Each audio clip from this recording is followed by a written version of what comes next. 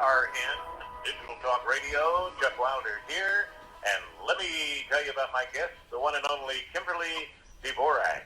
She is the award-winning national security and border security investigative reporter for TV, radio, and the print media.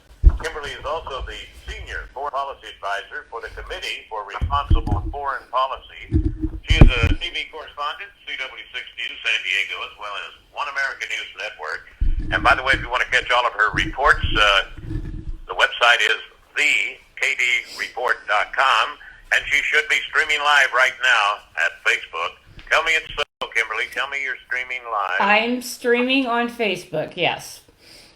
Yeah. You know, I don't know why every time I go to my Facebook, to catch the latest there before we go on the air, it just doesn't want to do it. And it used to say post, and you click it on, and I don't know. I think there's something going on. I think I'm being censored. I think you might be right. But at least you know that we're in very good company. President Trump was also removed from YouTube after he did an interview with Newsmax. So they removed that because YouTube has a new policy which they call the Presidential Election Integrity Policy, which stipulates that the rules with the community guidelines on YouTube, you can't talk about the 2020 election unless you agree with 100% of what Joe Biden is the president and that there was zero fraud and so forth. And we know this because our interview on radio on February 1st, we discussed the politics centering around the fraud. We talked about SCOTUS having the cases. We talked about, at the end of the day, we said, Biden is out, he's president. There's no doubt. I mean, obviously he's been sworn in. He's the president. But YouTube pulled the entire interview down. They wouldn't let me put, we went in and did an appeal. Nope. No appeal. That's our rules. And now you've got, more strikes, any more strikes, and we're going to pull you off YouTube altogether. So this is the new regime we're living under. And when you're talking to CRN mainstream radio, that you can't even talk about the election without being censored and pulled off, and then chastised and said, if you do this again, we're pulling you off altogether. So I don't know what kind of country we're living in right now, but Twilight Zone is looking very familiar right now. Well, I'll tell you what. There's a bunch of things going on. Let's see, it was the Obama administration where they came up with this Operation Choke Point, where federal regulators instructed banks to do just the opposite and start discriminating against industries that the Obama administration didn't like. Yeah. So now Biden is picking up on that again. Also, I had one very disturbing where Biden, they tried to get the Texas power grid, okay? They said, hey, we're declaring an emergency. We would like for Biden and the EPA to give us a waiver to allow power generation facilities to operate at full capacity. And guess what? They said, nope, denied unless you would charge Texans $1,500, and I don't know what MWH means, resulting in a massive statewide power outage. It's like blackmail. Yeah. And now HR 1, Kimberly, probably going to be voted on this coming Friday. Yep. It's all of these new legislation that they're throwing out there. I'll just throw another one. HR 454 actually dropped last week, and it's called the No Glory for Hate Act, and the entire bill is centered on and stipulates that former President Donald Trump can no longer run for any political office ever again, ever.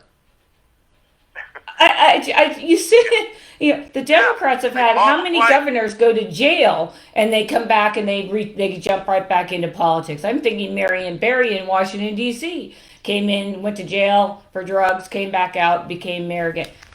This is very, very dangerous because if there becomes a popular figure, say Donald Trump just decides not to run, and there's somebody else that's more popular than the president, don't know who that might be right now, but say that happens, then they're going to say, okay, well, we're just going to go through and sign another one of these things saying you can't run for office ever.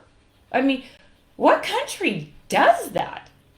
Just goes out and one person goes after one person. Yeah. Well, see, what country does that? It's a country that has the clowns that try to impeach him twice, and they can't stand to lose. Could you imagine if they were playing a football or basketball or baseball game? Yeah. Yeah. I mean, it's so when you look at this stuff, you cannot fathom, I think, what this does for free speech and what it's going to do about self-censorship. And are we going to be like Germany, where, if you go to Germany and you're a German citizen, they listen to your phone calls all the time, and they are very conscious about what they say. And when you get them outside of their country and they talk, they're like, yeah, it's really bad. They monitor absolutely everything. So if I go in and if I was to pursue a conversation about, liking maybe President Trump, then, things could come back to haunt me in the end over this stuff. This is stuff that happens in other countries. This is not stuff that happens in America. And sadly, Kimberly, yeah. Hasn't it already happened in America when they were spying on American citizens trying to go after Trump when he first came in? Oh, yeah. I mean, they've done it. I mean, and the Obama administration really ramped up the collection from that the NSA was, collecting all of the text and email and phone conversations. They were taking all that data, metadata, and saving it and, and spending, millions of dollars trying to store some of this stuff. That stuff really ramped up under the Obama administration because they want to control the narrative. They just don't want they want zero dissenting voices out there. And this is happening at lightning speed. I mean, having a conversation with you, talking about a whole bunch of stuff, not just the presidential election, and having that banned and pulled off, and you can't put it out there now. It just, to me, it's like, it's ridiculous. And that's why I think that hopefully, go ahead. I was going to say this whole show, not just our segment, might be banned today because you know what I dared do at the very beginning of the show, and I know you were busy preparing for the broadcast, but I spent a little time, maybe too much, celebrating George Washington's birthday. Oh my God, you're such a racist. What are you thinking? I know. By the way, that's my boyfriend. I talk about him all the time. There's all kinds of statues all over D.C., and I travel and I've gone to Mount Vernon and all that. And so when I post on social media, I'm not really posting a lot because I'm kind of upset with social media right now. But when I was posting a lot, I always referred to him as my boyfriend. And my friends would actually come back and they were like, "Oh my gosh, you got a boyfriend?" Yeah. That's You know what? I think they start worrying about you a little bit, and I think you could do better than a statue. Come on. But he's everywhere. Well, I'll tell you. And here it is. There's, let me read this, okay? Social media companies have social media companies have for too long been targeting conservatives, Christianity, and traditional values by banning them. And guess what? Hold that bleeper. We're talking about Poland, right? Yep. Well, what they're going to do, and this is a great segue into this. So Poland, they've been out, they were under communist rule 40 years ago. And when they were able to free themselves from that, they became a democracy. And in their efforts to remain a Eastern European country that's doing really well financially and so forth, they have noticed a lot of people talking about issues that maybe not comfortable to the party that's in power and whatnot, but the social media, like YouTube in this case, they're actually pulling down posts and they're censoring. And in Poland, there's no hate speech. And actually in this country, there's no such thing as hate speech. The First Amendment covers that. You may not like what the person's saying, But one person's hate speech is another person's, golden ticket to something. I mean, so it appeals to people for whether you're doing satire, comedy, or whatnot. It's all protected speech. And to see Poland come out and say, you know what, we've had enough of it. And when they saw Twitter actually ban the president permanently, and of course Facebook followed, and all of the social media networks actually followed suit on that, banning a sitting president in the United States. They put together legislation where they're going to charge $13.5 million to any social media, Twitter, Facebook, YouTube, all of those, any of them that censors and pulls somebody off or bans them from using those networks. They're going to charge them that each and every instant. Unless there's certain rules. Obviously, we all talk about rules with child pornography, human trafficking, and drugs and such. That's a different story. But for the stuff that you and I got censored on February 1st and probably today, that stuff is going to, go through. They will go through an arbitration hearing where they have a specific set of judges sitting around the table, and they'll look at it and they'll say, 13.5, okay, you owe us $27 million dollars today.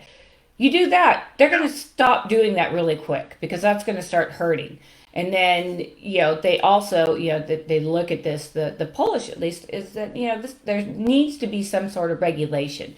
He said when cars weren't popular, when they were brand new, there was no regulation.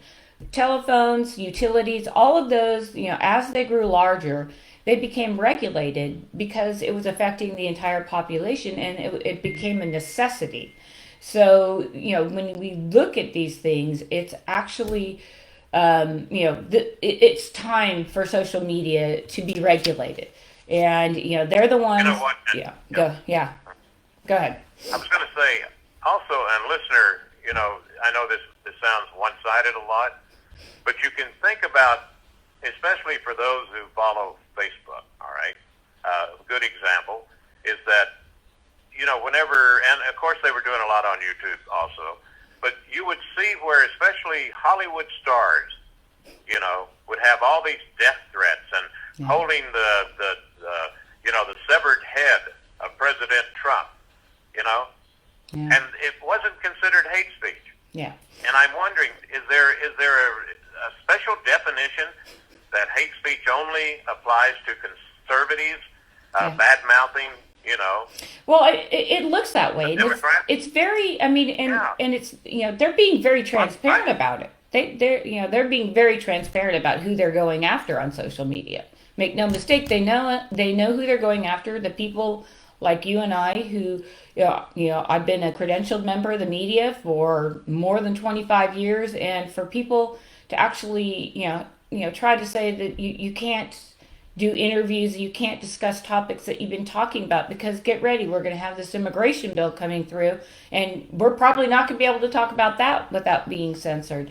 So it just, when does it end? Does it end in the destruction of our country? Does it end when the American people, who are millions of them out there, many more than are in the government and in the social media realm, when do they stand up and say enough is enough? I mean, are we getting ready to, take back the country using force? I mean, it's just there's only so much people can take. And when they see that illegal aliens are going to be getting all this, free medical care and free places to stay and free food, and people can't even, in the middle class, they're struggling to pay their mortgage or their rent. And, they're having to decide what food they're going to be able to buy because they can't afford just to go to the grocery store like they did. And they're paying their taxes, and they're not getting the freebies that people who are coming into this country with no backgrounds, we don't know who they are. It just, how much does this actually affect the human condition in our country? See, that's the new voters coming in, okay? Mm-hmm. And that H.R. 1, Kimberly, see, the Democrats have got this catch-22 and they don't realize it, is that all we have to do as a conservative is read H.R. 1 and what they've written in the books and the law, okay?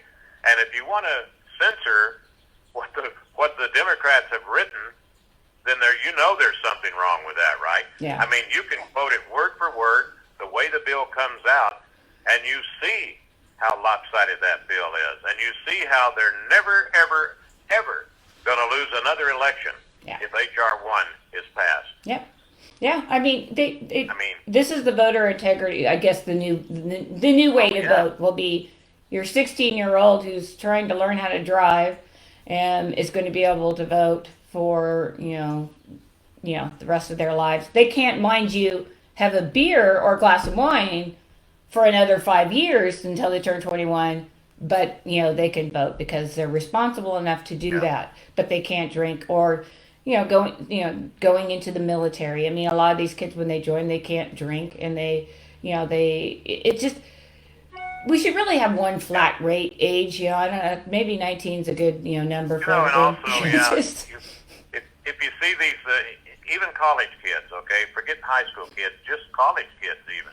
Yeah. On the man on the street interview. Oh gosh, yeah. Who was the first president? Yeah. Was that the one that?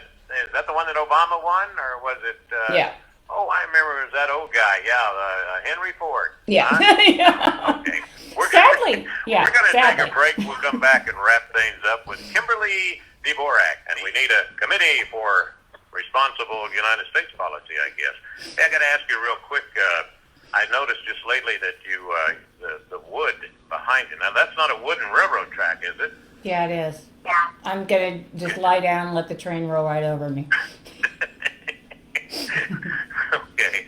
No. Yeah, you feel that way sometimes. I'm in San Diego, so I'm back in San Diego. So this is actually a pier that goes out into, it's like Fiji, the water, and it's a pier. But I'm not tall enough to get all the way up. And they don't have a restaurant up. on the end of it. Yeah, I'm not tall enough to get all the way up there. And I got to give a disclaimer too, listener, in case you're new and haven't heard us a long time. But she loves going to San Diego because that's where the SEAL team jogs up and down the beach where she's at now. So now you got that word. So now we know. Is your name George Washington? No. Stop running so fast. Keep running. Keep running. I'll tell you. But it is interesting, because the whole thing about Poland is the fact, they experienced all those really, really, really, really bad times, so they know exactly what it is. And it's fresh in their memory because it was 40 years ago, so a lot of their population remembers what life was like under the communist regime. So when people get a taste of freedom, they're not as willing to give it up. Apparently, Americans, since they've only known freedom per se, except for young people with their social media and being data mined the rest of their life, but for the most part, have enjoyed freedom. We've been able to say, you know what, I really don't care for that color flower because I really just hate the color red. But now you start, you have to start picking and choosing your words. I think hate is a pretty strong word to use just in and of itself. I don't like using it, and I raised my children not to use it. I said we don't hate things. We may dislike things. We don't hate things. But in this country there has never been any hate speech because it's always protected under that First Amendment that we have. And the only people that are actually, the only job in the Constitution is basically journalists. We're the only ones that are written into the Constitution because the founders knew that without free speech and without people being able to go out and talk to their community and get the information out there, then the free speech that they had promised would go away. And here we are, honing in on 250 years as a country, and that's where we're headed. Rome fell. People did not think Rome could fall. Rome fell. America can fall. Well, these like college kids, okay? You say, have you ever experienced freedom? And they'll say, yeah, you see that big circle painted out there on the cement, that big round circle? That's our safe space. That's where we experience that. Yeah. And it's probably coming to that, That's where you can go and they can't make fun of you and all this stuff. It's really sad, but at least the legislators in Poland, at least they're recognizing this, and they're going to implement this. And I would say that in the next couple of years, we will find that at least that there's going to be some sort of regulation within the industry, and it's just something that as Americans we have never experienced, and if you are a journalist and you publish something, say in the Washington Post, if you get it wrong and it's deemed libel, you're paying millions of dollars to the party that you injured on that part. And the social medias, they need to be publishers, because if they're going to censor, then they have to be considered publishers, and under that format, they can be sued. So maybe that's where this is going. I don't know. That's it. That's where it's going, and we're going out of here. Yep. Kimberly Dvorak, Dvorak,